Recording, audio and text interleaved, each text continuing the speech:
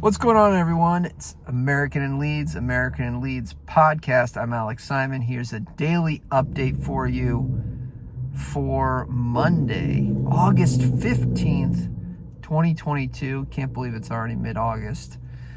Here in the northeast of the United States, it's already starting to feel like fall, which I know is tough for a lot of people in the UK because it was the hottest game on record in across the Premier League this weekend. But if the weather does start moving closer to you guys, it is cooler and crisper up here. Some leaves are actually starting to turn, so I don't know if maybe that's because they're burnt from all the entire summer. So some good news for you guys. I think it's going to cool off. Some other good news, Patrick Bamford and Joffe both practicing this week. I think that's huge. Obviously, we need striker depth, so I think it's great that they're practicing. Hopefully, they'll be available this weekend against Chelsea. One thing I'm looking at I'm going to try to do a breakdown of this, is the water breaks, which are unusual because it was so hot. I don't think obviously the water breaks aren't going to be continuation throughout the season, but that stoppage in play allowed Southampton to regroup and come out with another formation.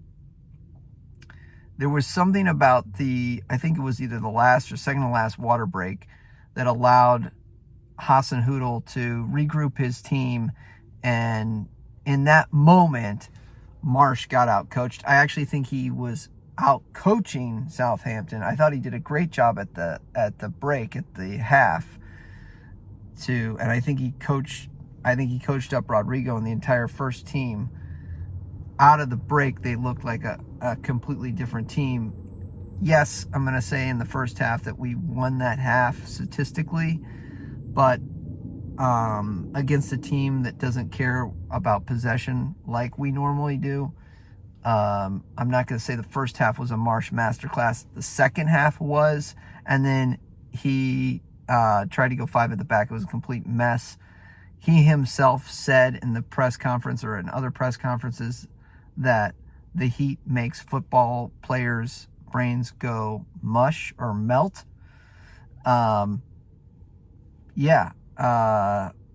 So why change the formation? Anyways, I'm going to go in depth on that. I'm trying to break down specifically the second half of the game. I've watched the first half and done some notes on that, so I want to do a video separately on that. Incomings, look, I'm not expecting anything. I'm at the point where I just don't expect anybody coming in here unless it's a deadline day deal. I think Orta was on vacation last week or this week. I'm not getting my hopes up.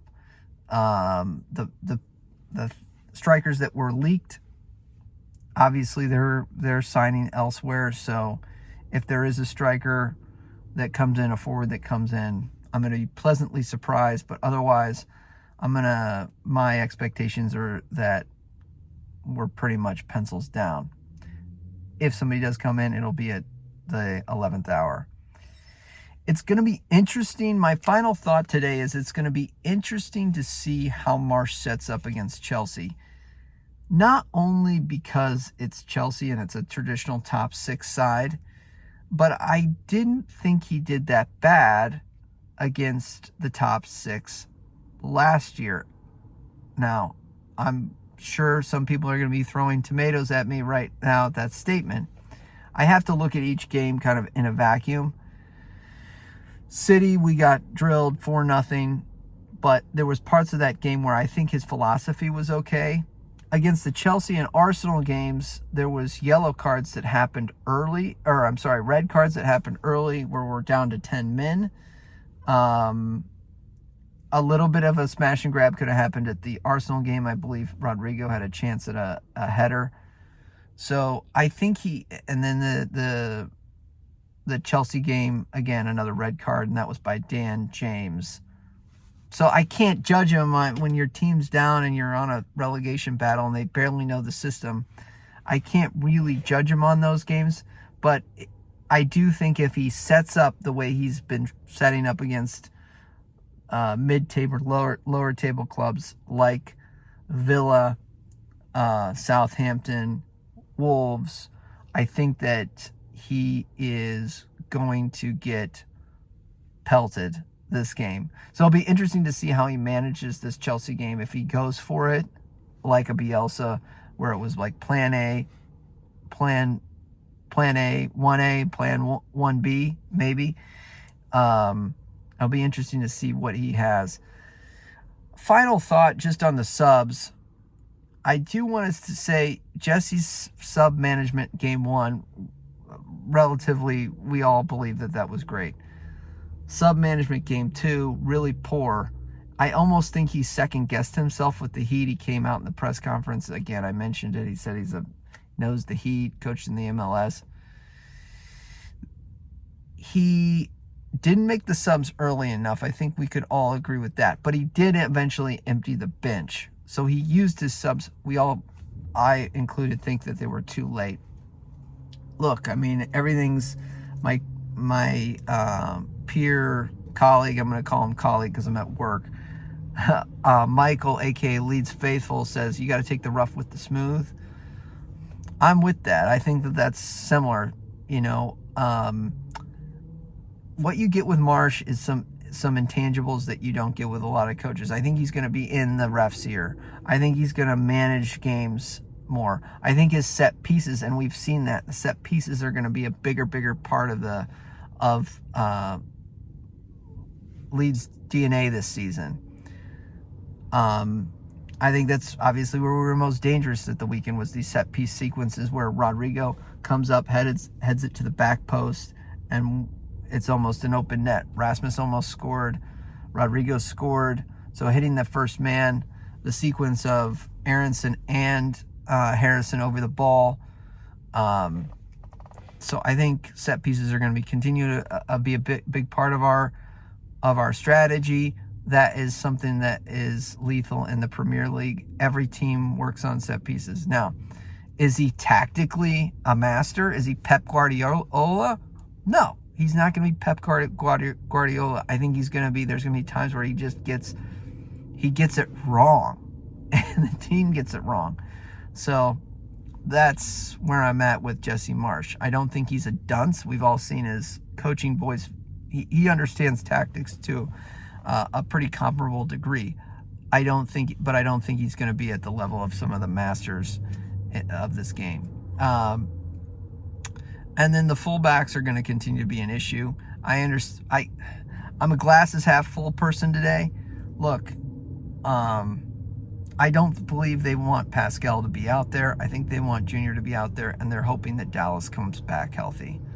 A lot of ifs, but if all that happens, a lot of buts, but I'm going to say all of this happens. So then at the other side, Alien's going to come back. Drama's quicker. Weather the storm out wide. I mean, we'll see. I think the other thing is they need to set up more conservatively at the back. Otherwise, we're going to keep conceding goals. The goal at 15 minutes in, almost a goal where Llorente does a hero save, a hero tackle, where it's like a do-or-die tackle. That sequence, that save, was set up because I think the center backs were up way too much. We need to have somebody back there that can, or two players back there that can be ready to get on a horse. And Diego Llorente and really Robin Koch and Pascal and Rasmus are not those players. So they need to play back further. That's it. Those are my thoughts today. Don't forget to like, subscribe. I don't do this enough, but please do like. If you like the content, it's how I always say it's how the algorithm's going to find you again. And look out for American Leeds on Spotify. We're going to try to get some of this content out so it's audio only. Again, I consume a lot of YouTube content via audio. I don't look at the videos all the time, but I like to get my LUFC news via audio. So that's it. Marching on together. Leeds, Leeds, Leeds.